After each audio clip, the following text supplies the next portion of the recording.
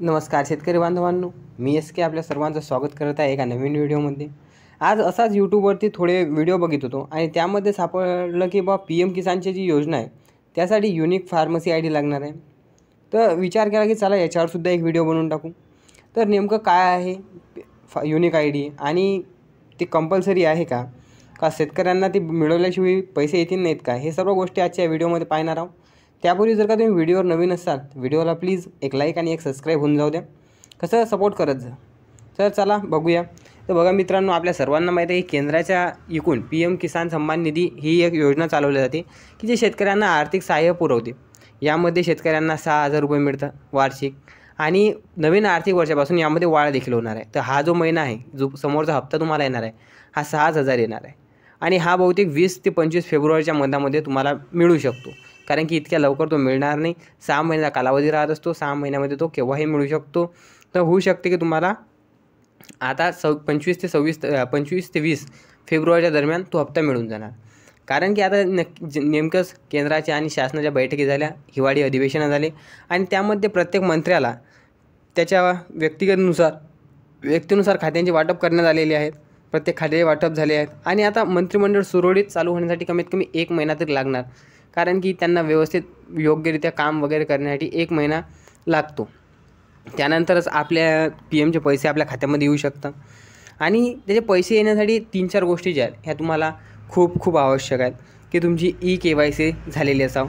तुम्ही जर का नमोच्या किंवा PMच्या ऑफिशियल वेबसाईटवर गेले तर तिथं तुम्हाला एक टॅब दिसणार की तिथं टॅब नावाचं नाव आहे नाव युअर स्टेटस। तिथं तुम्ही तुमचा आधार नाव टाकून, आधार क्रमांक किंवा तुमचा रजिस्टर ID आणि मोबाईल नंबर टाकून तुमचा स्टेटस हा चेक करू शकता। तिथं तुम्ही तुमचं रजिस्ट्रेशन ID टाकायची आणि कॅप्चा फिल करायचा। त्यानंतर तुमची जी सर्व डिटेल आहे फार्मरची ही तुमच्यासमोर उघड होणार।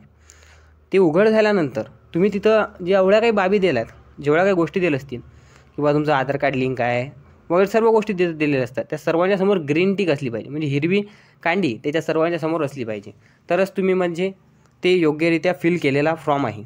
जर का तिथे काही तसं नसेल तर तुम्ही ते फिल करून घ्या। तुम्हाला येत नसेल तर कॅफेवरती जाऊन फिल करून घ्या, नसेल तर माझ्यासोबत संपर्क साधा, मी तुम्हाला ते पूर्ण माहिती योग्यरित्या पुरवण्याचा प्रयत्न करणार आहे। त्यानंतर लाईन सेटिंग तुमची ओके असायला पाहिजे, ते सुद्धा तिथंच तुम्हाला दिसून जाणार आहे।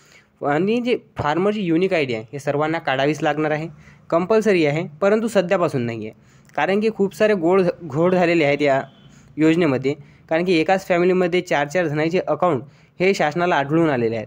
त्यामुळे शासन याची फार्मरची युनिक ID तयार करत आहे, जेणेकरून त्यांना हा महिना मिळणार आहे, परंतु सध्या चालू नाही होणार, ते 6 महिन्यानंतर किंवा 1 वर्षानंतर चालू होणार आहे, कारण की ते पुढील आर्थिक वर्षामध्ये चालू होणार आहे आणि आर्थिक वर्ष आपलं मार्चपासून लागतो, 31 मार्च ते एप्रिल महिन्यापासून लागते। तर त्या महिन्यामधून तिथून पुढे जेवढ्या काही योजना येतील त्यामध्ये आपल्याला युनिक IDची गरज पडणार आहे। तोपर्यंत बहुतेक युनिक IDची आपल्याला गरज पडणार नाही आहे आणि जे मागचे नियम आहेत तेच सर्व नियम आपल्याला PM सन्मान निधीसाठी लागणार आहेत, कारण की ॲडिशनल अशी काही लिस्ट किंवा काही ऑफिशियल अपडेट ही शासनाकडून आलेली नाही आहे आतापर्यंत। बस ही युनिक ID जी होती फार्मरची तीच मला खटकत होती की नेमकं काय आहे, म्हणून त्याचा शोध। तुम्हाला जर का आता व्हिडिओ आवडला असेल तर एक लाईक होऊन जाऊ द्या, होत असेल तर शेअर पण करून टाका, थोडं सपोर्ट मिळतो। तर चला भेटूया नवीन व्हिडिओमध्ये।